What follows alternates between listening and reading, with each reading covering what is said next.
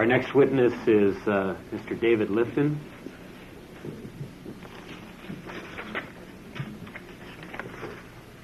Mr. Lifton is the author of Best Evidence, Disguise, and Deception in the Assassination of John F. Kennedy. It's a book that focused on the medical evidence in the case, and he's currently working on a book about Lee Harvey Oswald. Welcome, Mr. Lifton. Chairman Sunheim, members of the review board, I want to thank you for asking me to testify here today. From everything I've observed, the review board is doing excellent work in getting classified documents released to the extent allowed by law. In addition, although I know you are not chartered by Congress to reinvestigate, I suspect that when you close shop, the record will show that you have taken the most significant steps possible to clarify the record 33 years after the event. Although transcripts have not been released, the fact that you have deposed the 3 autopsy doctors and the autopsy photographer constitutes a significant milestone and indicates your seriousness of purpose in attempting to answer unanswered questions while there's still an opportunity to do so. Because in the final analysis, what you believe about the assassination of President Kennedy is really a function of what you believe about the integrity of the autopsy and the body of the president at the time of that autopsy. On a personal level, let me provide an example in another area of what this law has meant to me and would mean to any future researcher or historian who wants to discuss the planning of the Dallas trip and particularly how the motorcade route was selected. Jerry Bruno, who worked closely with JFK, was the political advance man for the Dallas trip. The Warren Commission never interviewed him. Not only didn't they interview him, they didn't appear to know who he was. I have seen one memo in the archives in which one Warren Commission attorney said he'd heard there was a Bruno connected with the planning of the trip. Maybe they should look into that. Well, they never did. Bruno's role was first discussed in the William Manchester book, Death of a President. In 1971, Bruno published his own book, Advanced Man, with Jeff Greenfield, who we regularly see on ABC Evening News. A book in which he spelled out in detail the argument between himself and Governor Connolly and other Texas political players over the Dallas luncheon site, which in turn determined the motorcade route. In 1976, the House Select Committee on Assassinations was created. I went to Washington, D.C., spoke with Belford Lawson, the staff attorney in charge of that area. He, too, had never heard of Bruno and was unaware of the fact that Bruno had written a book. I told him who Bruno was and why he must be called. The document Belford Lawson wrote summarizing my meeting with him is now available.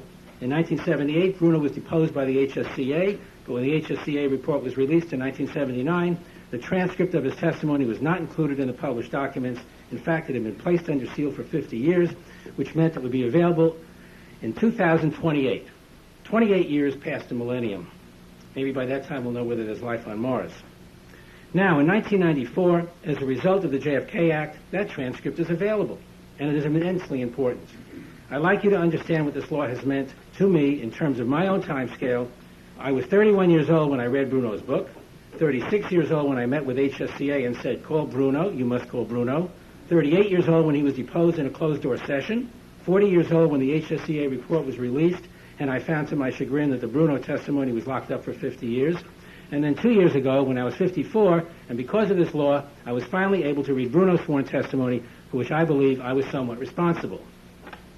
Future generations will not have to go through that process, pursuing an assassination record for the better part of a lifetime, and I commend the Congress for passing this law and the review board for doing their level best to implement it. My main reason for appearing here today is to discuss my imminent transfer to the ARRB of my earliest and most significant interviews of Parkland and Bethesda medical witnesses, an important part of the database for my book, Best Evidence. I'm not here to propound or defend any theories, but rather to lay the groundwork for making available to future generations of researchers substantial portions of the data on which I relied. When I interviewed these doctors and other witnesses starting in '66, I asked questions no one had thought to ask before. For example, what was the length of the tracheotomy incision made in Dallas?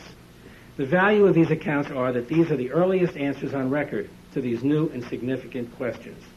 Jumping ahead to 1982, when I had obtained the autopsy photographs made available via an intermediary by a retired Secret Service agent, James Fox, I brought these photographs to Dallas and was the first person to show several of the Dallas medical staff the pictures, basically asking, is this what you saw? The commission never did that, nor did the House Select Committee 13 years later in their investigation. None of the Dallas doctors were ever shown autopsy photographs by any official investigative body. My 1982 and 83 interviews in which I did exactly that are on the list of what I am donating, in addition to the imminent transfer of my audio tape interviews, which I've already agreed to with Mr. Samlock. I'm also willing to provide transcripts of my 1989 and 90 filmed interviews of several of these same doctors, if desired.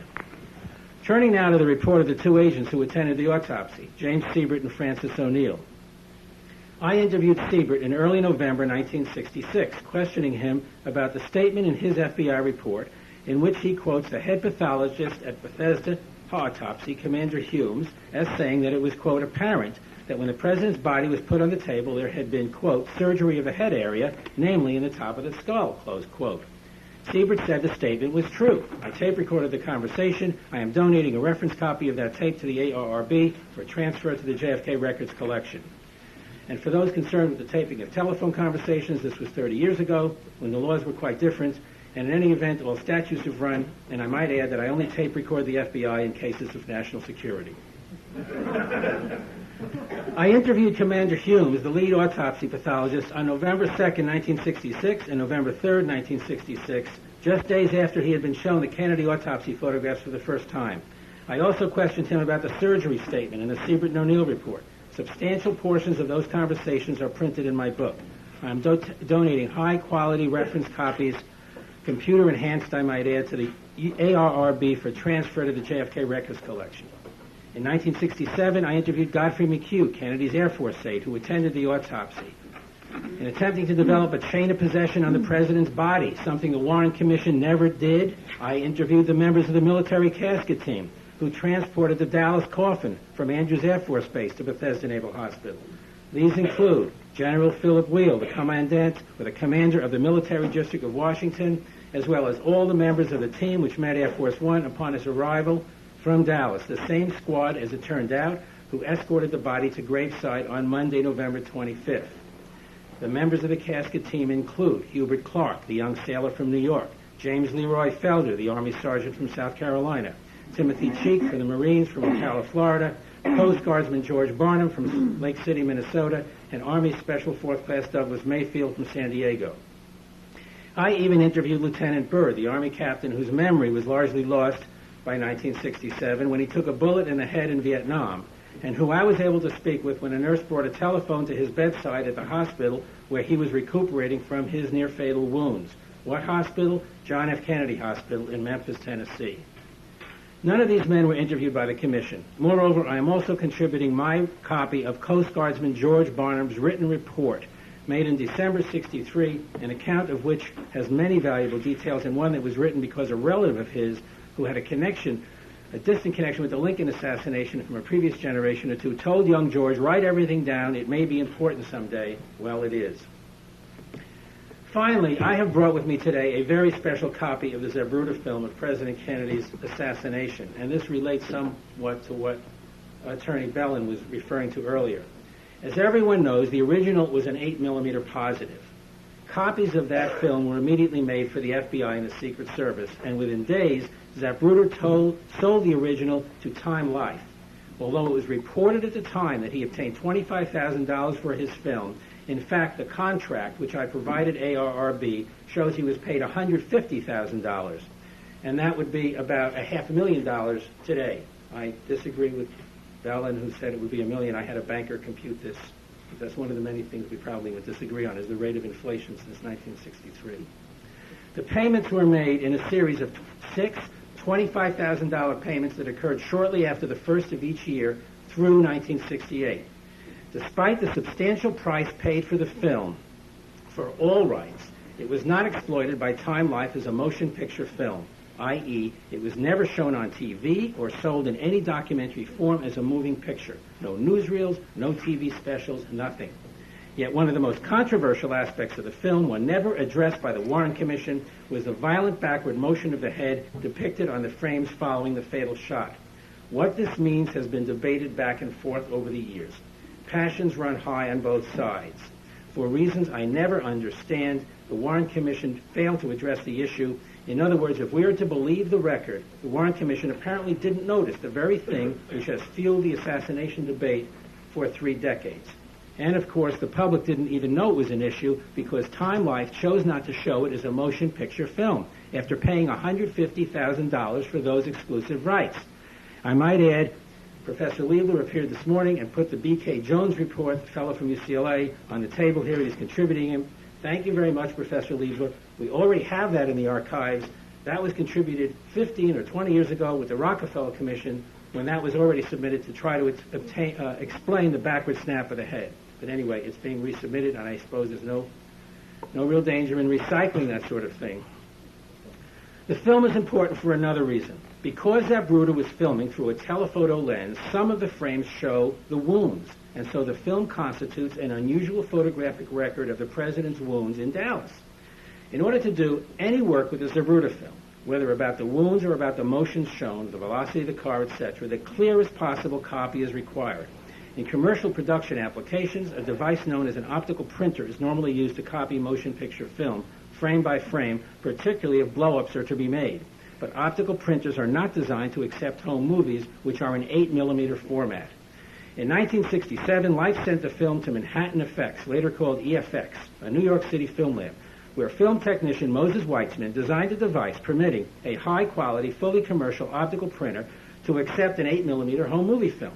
Then, in one fell swoop, he enlarged the Zapruder film from 8mm to 35mm format, the kind used in standard motion picture work. The result is stunning, as anyone knows who has seen the movie JFK or who has purchased a Laserdisc copy of that film. One reason for the clarity was that Weitzman used a liquid gate, or a wet gate as it's called, which permits a liquid of the same index of refraction as the emulsion of the film to come in contact with the frame when it is imaged. The result is that scratches are eliminated or greatly reduced in the copy.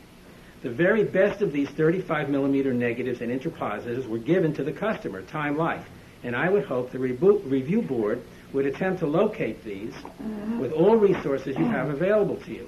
They are a priceless record of our history, but with regard to the 35mm negatives known as technician copies, which Weitzman kept in his lab, these he gave to another researcher, and they remain, as they always have been, completely unavailable to the research community.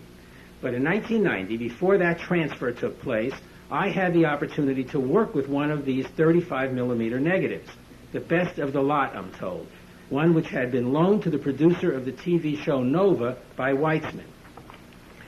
First, I supervised making high-quality timed liquid gate contact interpositives. Then, using funds provided by several researchers, and this project cost between $10,000 and $15,000, I rented the services of an optical lab in New York. And for about a week, I worked at the optical printer, taking the next step that would be necessary by any archivist in order to preserve the record and create a progenitor for all future 35mm prints. Operating the printer myself, I also made high-quality liquid gate interpositives from the 35mm negative.